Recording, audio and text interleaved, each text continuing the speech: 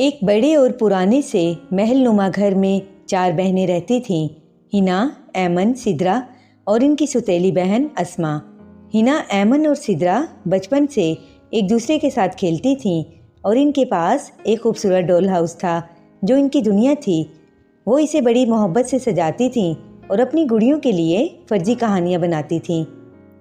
لیکن اسما کے لیے یہ خوشیوں سے بھری دنیا ہمیشہ بند رہی۔ وہ بھی ان کے ساتھ کھیلنا چاہتی تھی، لیکن تینوں بہنیں اسے سختی سے منع کر دیتی کہ تم ہمارے کھیل کو خراب کر دو گی۔ ہنا طنزیہ انداز میں کہتی۔ ایمن ہنستی کہ یہ ڈول ہاؤس صرف خاص لوگوں کے لیے ہے اور تم خاص نہیں ہو۔ ہنا کو اسما سے خاص نفرت تھی۔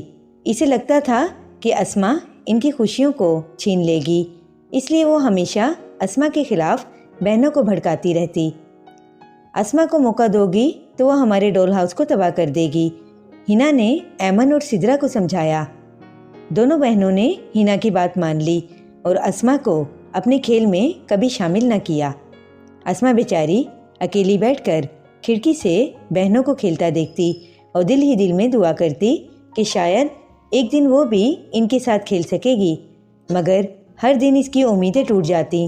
اس کا دل ٹوٹ چکا تھا، لیکن وہ پھر بھی بدلہ لینے کی بجائے بہنوں سے محبت کرتی رہی۔ ایک دن گھر میں آنے والی ملازمہ نے اسما کی اس کمزوری کو بھانپ لیا۔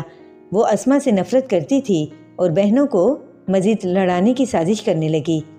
اسما تمہارے ڈول ہاؤس سے حسد کرتی ہے، تم نے دیکھا نہیں کہ وہ ہمیشہ تمہارے کھیل کو تباہ کرنے کے موقع کی تلاش میں رہتی ہے۔ یہ سن کر بہنیں اسما سے اور زیادہ دور ہو گئیں اور اس کے خلاف سخت رویہ اختیار کر لیا۔ پھر ایک رات اچانک کمرے میں آگ لگ گئی جہاں ڈول ہاؤس رکھا تھا۔ تینوں بہنیں خوف سے چلا رہی تھیں کیونکہ ڈول ہاؤس ان کی سب سے قیمتی چیز تھا۔ آگ تیزی سے پھیل رہی تھی اور ڈول ہاؤس جلنے کے قریب تھا۔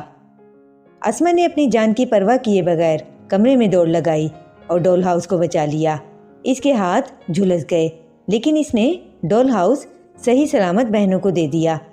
تینوں بہنوں کی آنکھوں میں آنسو آ گئے۔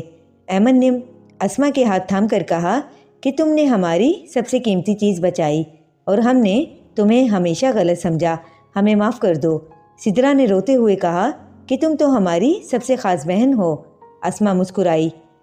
میں نے کبھی تمہارے دل میں اپنی جگہ بنانے کی امید نہیں چھوڑی تھی، آج وہ دن آ گیا۔ یہ کہانی ہمیں سکھاتی ہے کہ حسد اور نفرت ہمیشہ رشتوں کو کمزور کرتی ہے، لیکن محبت اور قربانی ہر نفرت کو مٹا سکتی ہے۔ کبھی کبھی سب سے زیادہ مضبوط رشتہ وہ ہوتا ہے جو آزمائش کے وقت جیتا جا سکتا ہے۔ ویڈیو کو لائک اور چینل کو لازمی سبسکرائب کر دیں۔